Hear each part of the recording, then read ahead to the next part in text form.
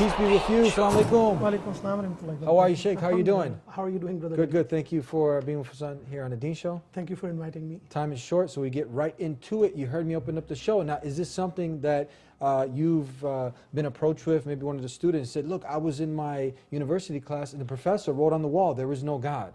Yes. You know, atheism is something which is very widespread these days, and especially intellectual atheism, you know, where the idea which is being spread is generally religions, and in particular, Islam and Muslims, they are not intellectual, they are not academic. And this whole idea of a belief in God is outdated. It's something which doesn't fit with the modern times because science has disproved God. And especially when students go in an academic environment in universities, even in high schools, this is on the rise. They find that there are increasingly a greater number of scientists who are teaching, who are their professors. They don't believe in God. And a lot of the young minds, they get very influenced by these people that, you know, if this person has a PhD from, you know, one of the Ivy Leagues or one of the top schools and he's so intelligent, he's so smart, how come he doesn't believe in God? So this really gets to some people. And it's very important that we understand some of the very basics of it, like atheism appeals to reason. And we can show, and modern science has shown, that by appealing to reason, at the same time, there are some very strong and convincing arguments against atheism and for theism. In other words, for the belief and existence of God. Mm-hmm. And I'm just talking about at that level, not even, you know, the elements of Tawheed and other elements. Now tell us, look, the people are seeing this basketball. You know, we know that we're from here in Chicago, and the Bulls are in the playoffs, I believe. Right. Are you a Bulls fan or anything? I don't watch much sport. I don't watch much. But people are thinking, why do they have a little ball, almost like a mini basketball, on the Dean Show? Are we going to be talking about the Bulls or? I'll explain a concept of physics of cosmology using this ball. Okay, so we're going to get to that later. Yes. Now tell us, you said something reasonable. But when we look at it, it seems like something so irrational, because how can something come from nothing? Right. So how can someone claim that? I understand that in a lot of these irrational religions that are man-made, right, but when you compare it to Islam, it just makes sense. So do you think a lot of these professors, they became agnostic atheists because of all the man-made religions that just don't make sense? That's an excellent point. That's one of the reasons why some of them lose their faith, is because when you know, whatever their belief system is, it just doesn't make sense. So that's one aspect of it. But then they also discredit Islam because they see Islam as also a theistic religion. It's a religion which talks about belief in God. That's what it is based on a single one supreme being. And in their mind, they believe that there is a scientific explanation for everything. Why do we need belief in God? That's how they appeal to reason. And they don't even explore the evidences for Islam. So we need to kind of meet them where they are and show them how reason does not go against belief in God, and how we have some very strong reasons. And the one which I want to in particular talk about is known as the fine-tuning argument.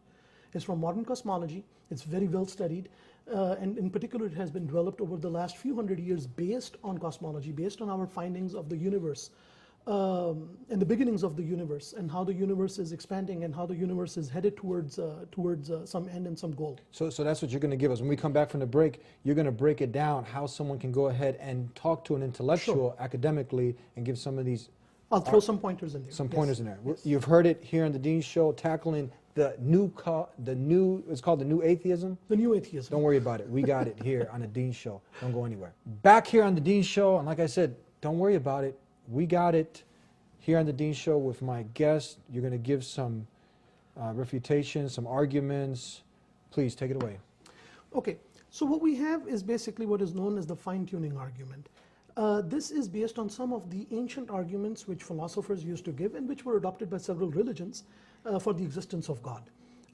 In the simplest terms, it's known as the design argument, the argument by design, in which, you know, a person doesn't have to know a lot of science, a person doesn't have to know a lot of mathematics.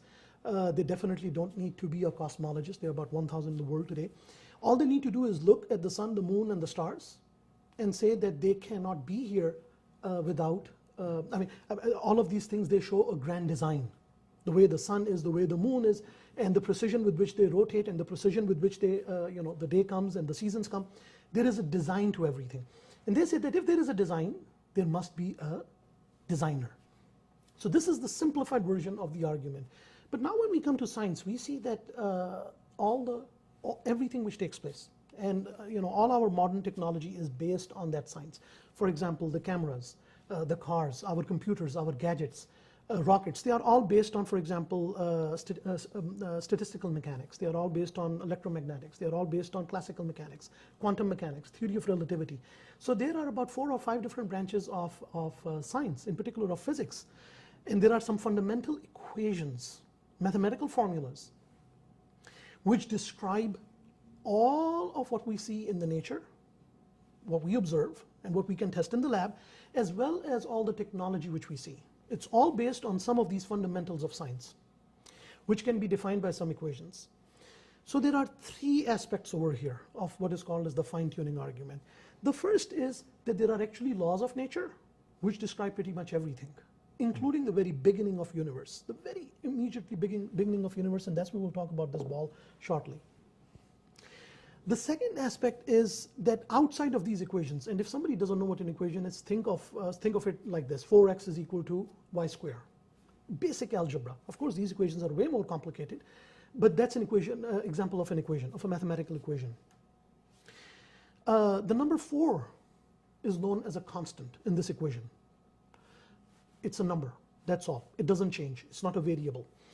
Just like this, there are certain constants in nature. For example, the speed of light. It doesn't matter if you are on the sun, the moon, or if you're in a different galaxy, or if you're anywhere in the universe, the speed of light is a constant. It stays the same.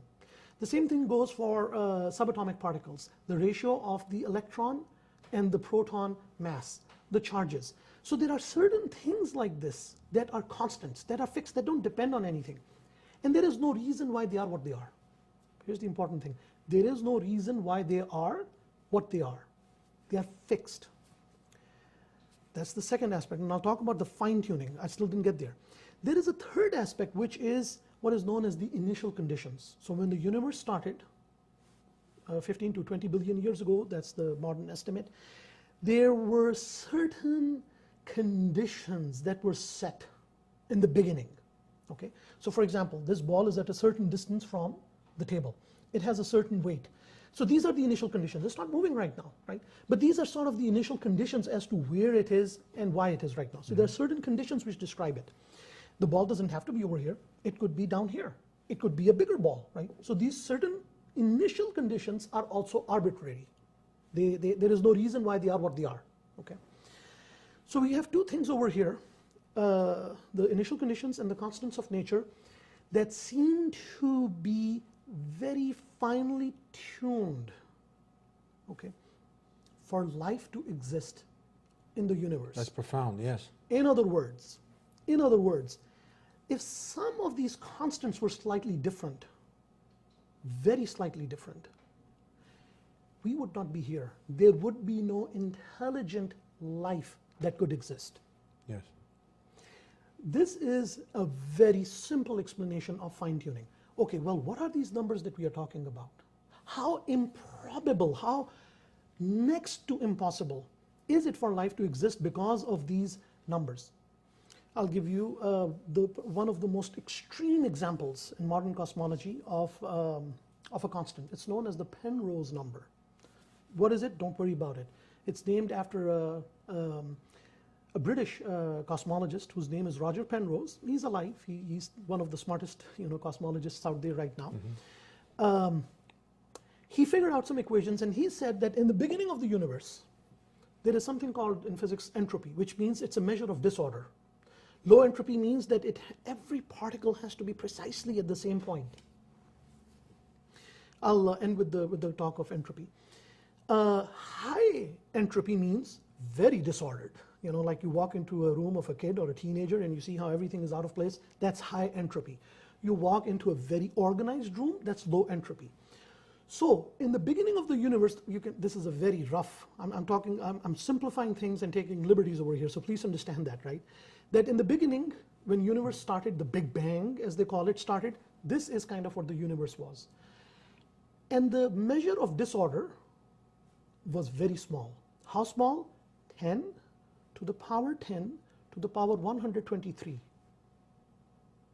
That means 10 to the power 10, and that 10 is followed by 123 zeros, how big is this number? Our minds can't even grasp it. I'll give a few examples shortly as to what is this number. So we covered design, Yes. covered design, fine-tuning now. The three types of fine-tuning. Yes. The laws of physics, the constants of nature, and the initial conditions when the universe started. I mean, this is profound. I mean, these are some great examples. We're going to get into some more. Where we Yes. left off, don't go anywhere. We'll be right back. Back here on the Dean Show, and we're tackling the new atheism. Sheikh, go ahead and take it away. We were talking about the third category of the fine-tuning. Yes. Please. Okay. So, as I was explaining, is that this ball has to be, every particle in it has to be in almost a precise place. And the number which I gave, the number which Roger Penrose calculated, is 10 to the power 10 to the power 123. 10 to the power 123 means 10 repeated, after that there is 123 zeros. And then you raise 10 to that number. You know, this number, how big is this number? I want to give an example of a much smaller number. I'll give two examples. Imagine that you're in one corner of the universe and you throw a dart. The chances of that dart hitting a penny on the other end of the universe, that number is way bigger. It's almost 10 to the power 30. I'll give another example. Can you imagine, like, what is the likelihood of you throwing a dart from one end of the universe and it hitting a penny on the other end of the universe? So you're saying that's more likely than all of this coming by chance? No, way more likely than just the Penrose number. Yeah. Just the Penrose number. Just the Penrose number. SubhanAllah. This is amazing. Let me give you another example. 1 billion pencils. Please say that. How many? 1 billion. 1 billion pencils. You have this glass surface, right? What are the chances of 1 billion pencils standing on their edge at the same time, simultaneously, without falling down on a smooth glass surface? That's 10 to the power 60 only, meaning 10, and there are 60 zeros after that. It's again a very big number compared to this one number of 10 to the power 123 of Roger Penrose's number. Let me give another illustration over here. So what I'm saying, these two numbers are like insignificant. So I gave you two examples of something which is so mind-boggling, but they're insignificant. Now here is the punchline. Imagine that you have these different dials, okay? And you can change the Penrose number, you can change the speed of light, you can change the gravitational force, you can change the electronic force, the weak electric force, the strong electric force, nuclear forces. You can adjust all these different forces, which are the constants of nature and the initial conditions, okay? And then you have like a screen which will give you like a preview. If you change this a little bit over here, how will the universe move on? How will it evolve? And if you change this dial a little bit, what will happen? Here is the thing. These values, these dials, have been set so precisely, that is almost impossible to imagine. It is unreasonable, that's the word. It is unreasonable to imagine that it happened by chance. That somebody set these dials to their very precise numbers, and I gave a few examples of how precise those numbers have to be. Just by chance, in order for there to be life, in order for life to exist in the universe. Mm-hmm.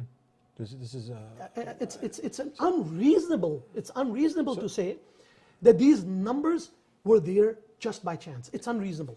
Now, have you presented this? Have you sat down with an academic, with a scholar in, let's say, any field of chemistry, biology from the university? Have you presented these arguments? These facts are well known. They are well studied by cosmologists. They are very well studied by cosmologists. So how could someone, after they hear something like this, continue on denying the Supreme Being, the creator of all that exists? Barakallah feek. That's an excellent question. Okay, if the evidence is so clear, how can a person deny?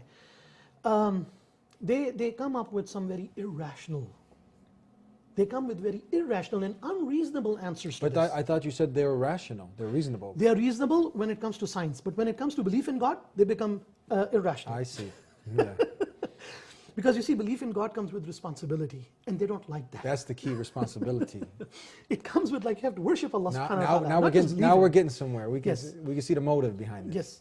And some of them have actually, changed. There are some people that change. Many do. Many of them do. So some of these people who have come up with some of these numbers, and others, they are theists, they are believers, and they say it's next to impossible to deny the existence of God. There are people, quite a few professors, some of them are Nobel laureates. who hold this belief.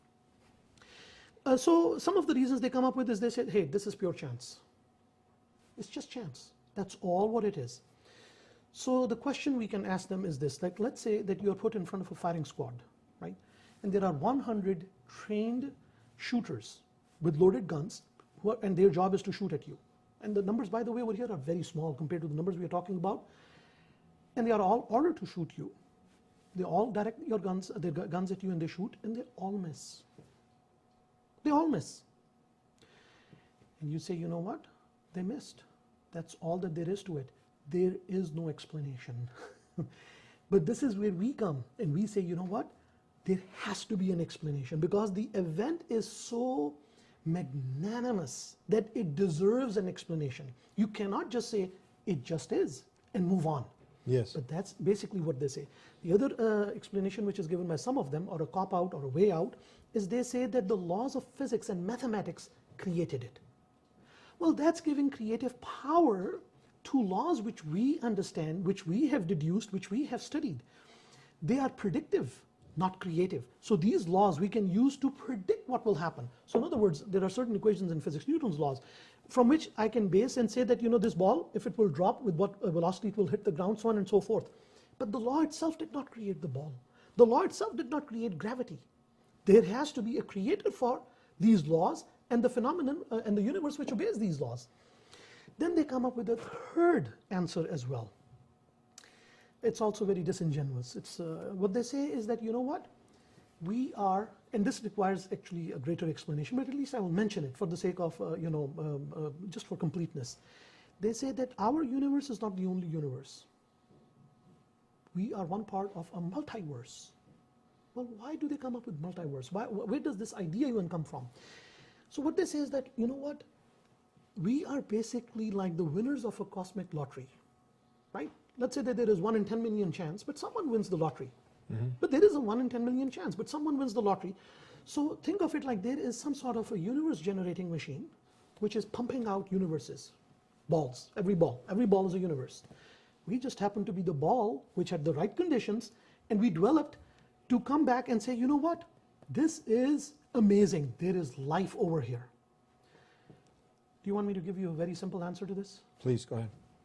Here is the problem. There are several problems. One major problem. We are in this ball, right? This is our universe. We are making an assumption over here, and this is very unscientific, that there are all these other multiverses next to infinite universes, which they call multiverse, in which life does not exist, but by definition, they cannot be studied scientifically. Mm-hmm. We cannot even study them. We cannot even ever, by definition, know whether they exist or they don't exist. And that's very unscientific. Yes. So to disprove God, they come up with these, or to not accept God, they come up with these very unreasonable explanations. Here, I'll give another thing. There is actually a theorem in cosmology which says, even, subhanAllah, this is amazing, even if there was a multiverse, it must have a beginning.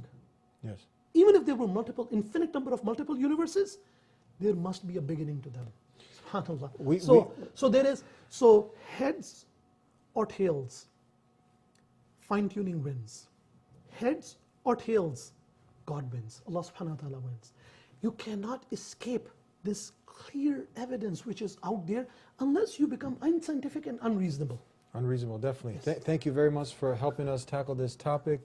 I know the time was short, but hopefully you got some very good points out there for the sincere person. You got to be sincere. Absolutely. Seeking the truth. Hopefully this will resonate, and we'll see you next time, inshallah. God willing, on Deen Show. Thank you so much. Thank you very much for Peace having be with me. you. Thank you. you. And thank you for watching the Deen Show. Now, the same way, if you were playing ball and the person asked you where that ball come from, you wouldn't just say from nothing. Or if you were on the beach and you were just playing some beach volleyball, and you went on the sand and you saw, like, what's this? And you ended up seeing an iPhone, what is it, 6? And you blew off the sand and you picked it up. You wouldn't just think it came from nothing, would you? No, you wouldn't, silly. Now, that's the thing that we have to really ponder over. These are things that are just evident, self-evident, and it's in our very nature to believe. But it goes against our nature to believe in a lot of these man-made religions that start to worship a stick, a stone, the sun, the moon. So definitely we say what the atheist says in a sense when we declare that there's nothing worthy of worship. There's no God except the one true God, the creator of all that exists. So Jesus is not God, nor did he ever claim to be God. Muhammad is not God. None of the creation is God except the one who created creation. And that makes sense. Look into it some more. Watch us here on The Dean Show. Subscribe if you haven't already. And we'll see you next time. Until then, peace be with you.